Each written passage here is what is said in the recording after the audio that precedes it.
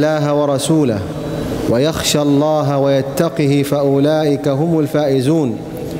وأقسموا بالله جهد أيمانهم لئن أمرتهم ليخرجن قل لا تقسموا طاعة معروفة إن الله خبير بما تعملون قل أطيعوا الله وأطيعوا الرسول فإن تولوا فإنما عليه ما حمل وعليكم ما حملتم وإن تطيعوه تهتدوا وما على الرسول إلا البلاغ المبين.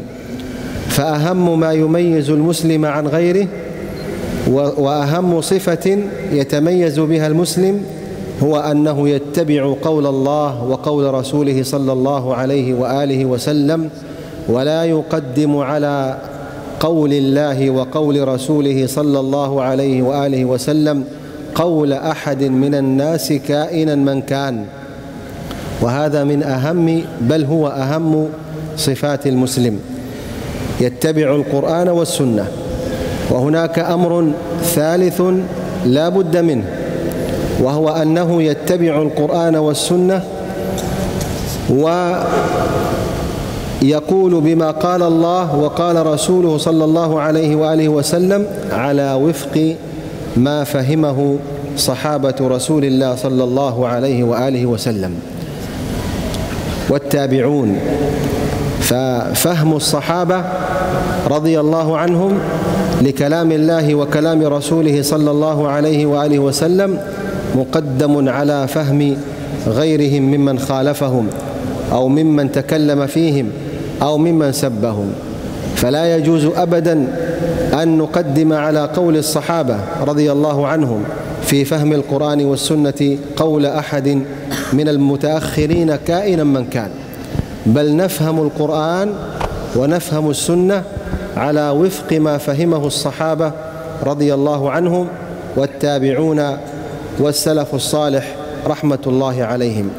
فهذه من أهم ما يميز المسلم عن غيره، أنه يتبع القرآن والسنة ويأتمر بأمرهما وينتهي عن نهيهما بفهم صحابة رسول الله صلى الله عليه وآله وسلم.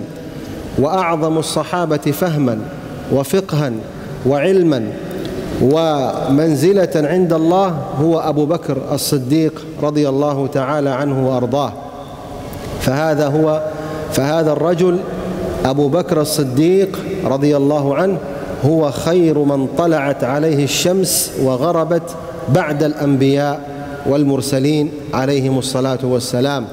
ثم يأتي بعده عمر رضي الله تعالى عنه وأرضاه، ذلك الصحابي الجليل الذي قال فيه النبي عليه الصلاة والسلام إن يكن فيكم محدثون فهو عمر، وإن يكن بعدي نبي فهو عمر رضي الله تعالى عنه وأرضاه.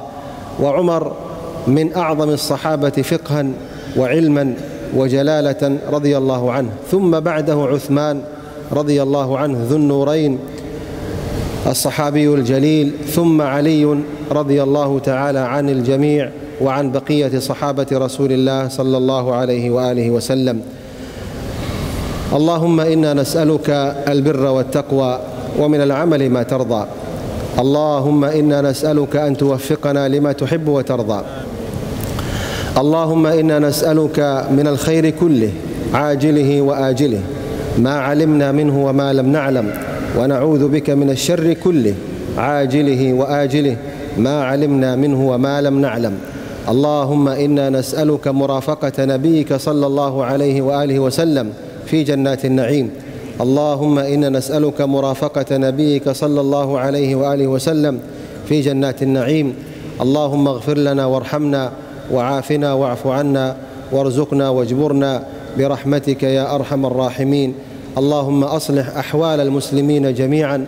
اللهم أصلح أحوال المسلمين في مشارق الأرض ومغاربها برحمتك يا أرحم الراحمين.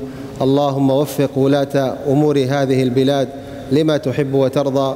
اللهم وفق ملك ماليزيا وسلاطينه ورئيس الوزراء وغيرهم ممن يخدم الإسلام والمسلمين، وفقهم لما تحب وترضى ومن العمل ما ترضى يا رب العالمين. وصلى الله وسلم وبارك على نبينا محمد وآله وصحبه أجمعين.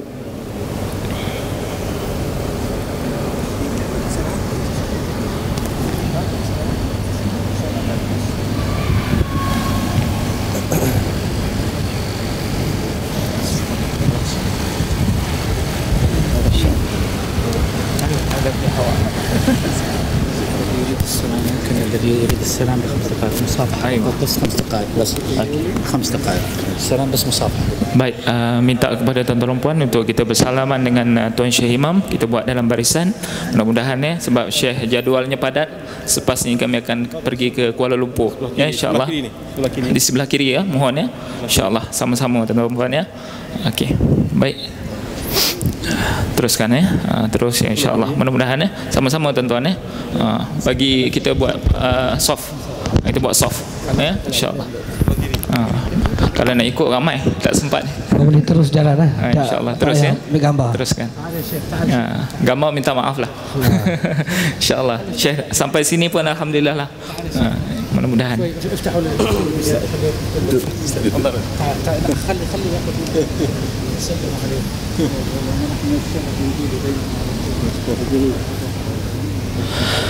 Sedikit untuk makluman pada tuan-tuan dan puan sidang hadirin hadirat yang dirahmati Allah Subhanahu Wa Taala, imam kita iaitulah Fadilatul Syekh, merupakan profesor di Jamiah Ummul Qura, Universiti Islam Ummul Qura di Mekah, dan bersama beliau juga iaitulah Fadilatul Syekh kesemuanya merupakan profesor daripada Ummul Qura ya. Di sebelah Syekh itu Abdul Wahab dan sebelahnya Lutfullah ya. Semua merupakan pensyarah daripada Ummul Qura dan juga imam di masjid di Mekah. Cumanya yang Syekh Khalid kita ni yang imamkan kita sebentar tadi merupakan imam Masjidil Haram di Mekah lah ya, dan dia selaku imam tarawih, imam tahajud ya, dan juga solat-solat fardu yang lain lah ya. Di sana ada 10 imam termasuk imam Khalid pada malam inilah. Kalau nak jumpa dia dekat Mekah pun saya pun tak pernah jumpa. Ini kali pertama dia datang ke Malaysia bersama dengan rombongan. Ini kali pertama, first time dia sampai di sini, dan alhamdulillah lah, banyak perkara yang dia dapat pelajari insya-Allah. Mudah-mudahan dia akan datang lagi insya-Allah, dapat kita bersama dengan beliau insya-Allah.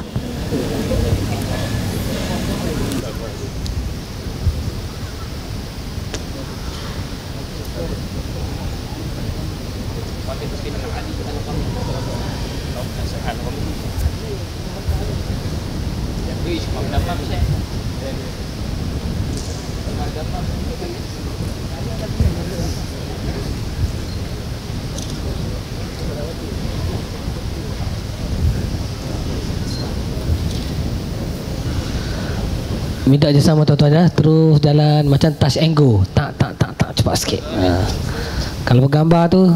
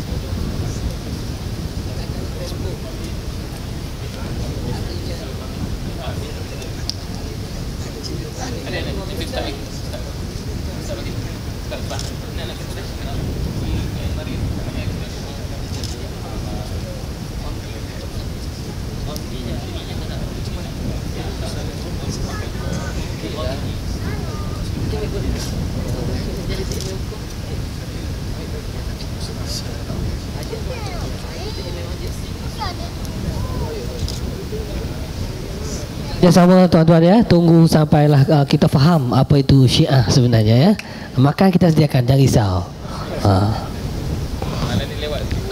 Lewat sikit sebab kita nak memahami Syiah ni payah insya-Allah. Daripada jerantut Muslimat tak boleh salam, minta maaf banyaklah. Tunggu. Sampai barokah daripada sini. Jumpa dengan imam, semua kalau pergi Mekah pun tak jumpa imam. Ya, betul. Untuk muslimat nanti balik salam dengan suami ya, barakat tangan suami itu. Dia pun tak kenal imam. Alhamdulillah rezeki kita dapat bersalam dengan imam daripada Masjidil Haram. Kalau kita pergi buat umrah Mekah pun tak sempat berjumpa dengan mereka. Jadi alhamdulillah rezeki Allah Subhanahu Wa Taala. Jadi sebagai tanda syukur kita keluarkanlah derma sedikit kepada Masjid Tuanku Mirza Zainal Abidin di tabung-tabung belakang untuk kita import tahun depan lagi insya-Allah.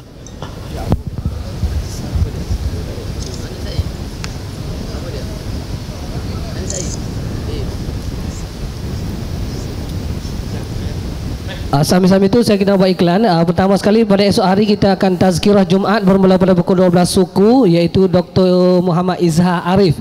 Tajuknya Kenali Diri, Adakah Aku Ni Hamba. Pada esok hari tazkirah Jumaat pukul 12 suku akan bermula.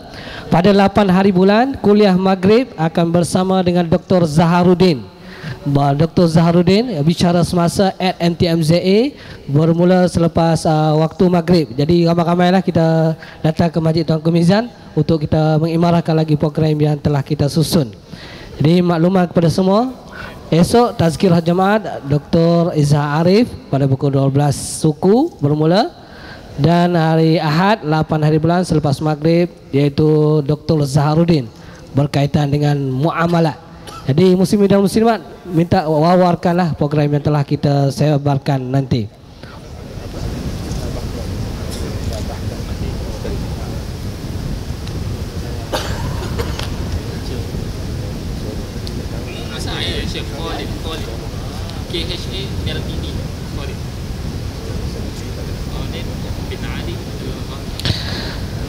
Begitu juga kelas Al-Quran Talaki Bersanad masih lagi dibuka kepada muslimin dan muslimat yang berminat untuk menghadiri interview pada 28 Disember untuk pemilihan kelas Al-Quran Talaki Bersanad yang akan dilaksanakan di Masjid Tuanku Mizan.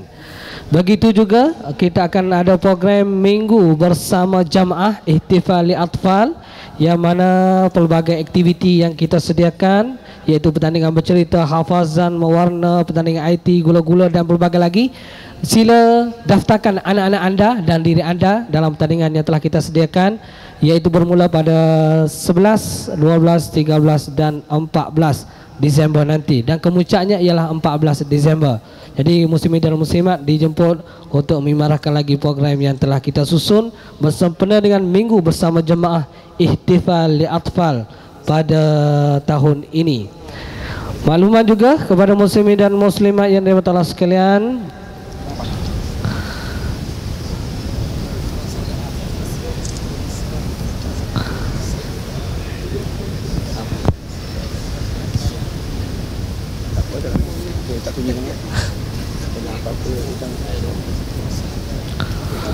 okey tuan-tuan, boleh duduk, kita sambung pembelajaran kita. Dan insya-Allah ini siar langsung ni, terus salam bersama Masjid Mekah pun siar langsung live.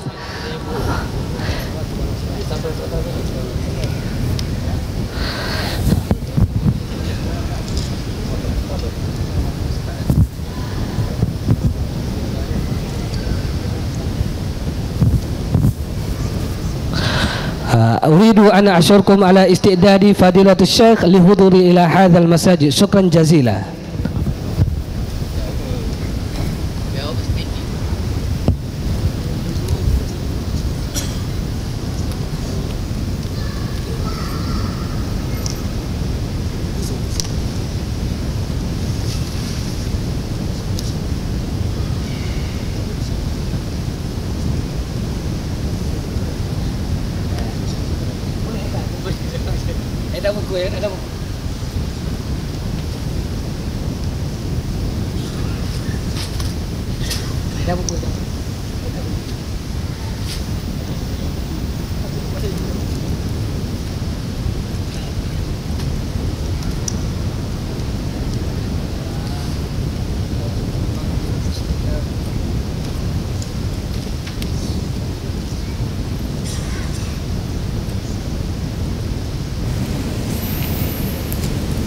Bismillahirrahmanirrahim.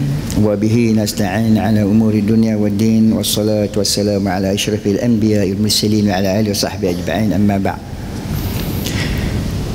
Jadi hadirin hadirat, alhamdulillah kita telah pun selesai menunaikan solat fardhu Isya berjemaah. Jadi insya-Allah kita akan teruskan bicara kita. Pada sebahagian lagi yang masih lagi belum selesai kita bicarakan.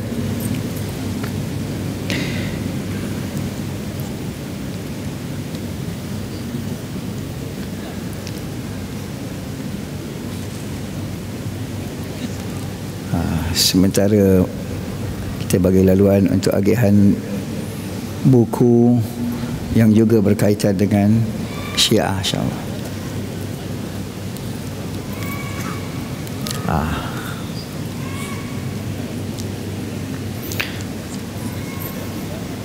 Dah habis. Kita hanya ada 100 risalah saja, dah habis, insya-Allah. Jadi tadi kita telah berhenti pada yang keberapa ya? Yang keberapa tu? Ikhtilaf ulama. Ada kata 4, ada kata 5. Ittafaqatil ulama ala alla yattafiqu. Ulama telah sepakat untuk tidak sepakat. Hari ini yang keberapa tu? Yang keempat. Ada kata yang kelima, ikhtilaf ulama tu. Ada ulama kata 4, ada ulama kata 5. Kita tadi berhenti pada yang keempat, iaitu perbezaan antara kita dengan Syiah. Perbezaan yang keempat, bahawa kalimah syahadah kita lain, kalimah syahadah mereka lain. Dan kita telah membincangkan tentang betapa mereka telah meletakkan 3 sahabat terunggul itu sebagai ahli neraka dalam kalimah mereka. Dan saya telah bincangkan tadi betapa kedudukan Abu Bakar radhiyallahu anhu.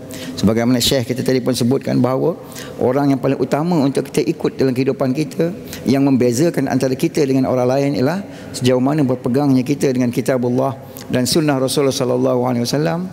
Jadi untuk memahami kitabullah dan sunnah Rasulullah sallallahu alaihi wasallam, orang yang paling utama untuk kita ikuti, yang benar-benar memahami kitabullah dan sunnah Rasulullah sallallahu alaihi wasallam adalah para sahabat radhiyallahu taala anhum ajma'in, dan diikuti selepas pada mereka oleh tabi'in, tabi'in dan salafus salih.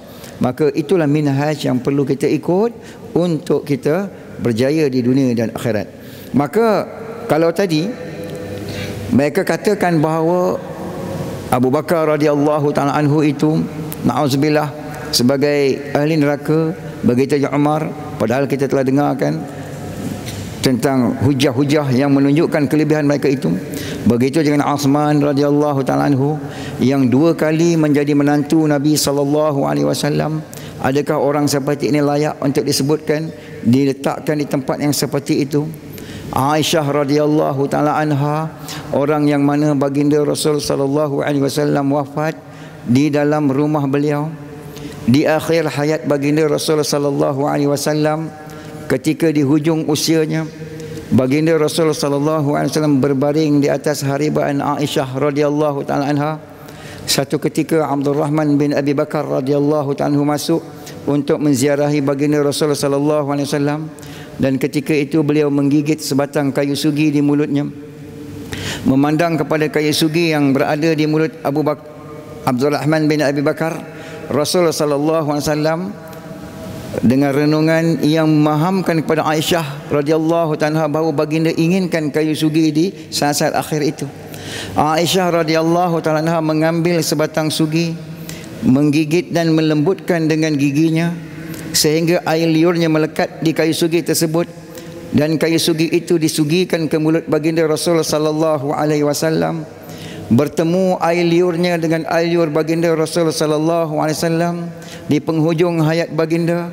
Baginda ditarik nyawanya ketika berbaring di atas haribaan Aisyah radhiyallahu taala anha. Kemudian baginda dikebumikan di dalam bilik di mana Aisyah radhiyallahu taala berada di bilik itu sehingga 2 tahun setengah. Kemudian wafat pula Abu Bakar radhiyallahu taala anhu, dikuburkan juga di situ. Masih di sana Aisyah radhiyallahu taala sehingga 10 tahun pemerintahan Umar radhiyallahu taala anhu, dan Umar pula radhiyallahu taala anhu wafat. Dan bila mana wafat Umar radhiyallahu taala anhu, beliau juga dimakamkan di sana. Maka barulah Aisyah radhiyallahu taala anha keluar dari bilik tersebut setelah 12 tahun setengah berada di atas makam baginda Rasulullah sallallahu alaihi wasallam. Maka ada tak di sana satu orang isteri yang paling setia kepada suaminya, yang sanggup berada di tepi kubur suaminya sehingga tempoh yang begitu lama? Maka apakah orang yang seperti ini dikatakan sebagai penghuni neraka Allah Subhanahu wa taala? Di manakah jiwa dan perasaan orang yang sanggup mengucapkan perkataan-perkataan seperti itu kepada Abu Bakar, kepada Umar, kepada Uthman, kepada Aisyah, kepada Hafsah yang merupakan ummul mukminin, anak kepada Umar radhiyallahu taala anhu, isteri kepada baginda Rasulullah sallallahu alaihi wasallam, yang haram dikahwini oleh sesiapa pun sehingga ke hari kiamat. Ini diucapkan dalam kalimah syahadah mereka untuk menganut agama mereka. Orang yang paling aula, paling utama, paling tinggi, paling dekat kedudukannya di sisi Allah. Macam mana Syekh tadi pun sebut, terbitnya matahari atas muka bumi ini dan tenggelamnya ia, tidak ada satu manusia pun yang lebih baik selepas Anbiya alaihi salatu wassalam selain daripada Abu Bakar radhiyallahu taala anhu.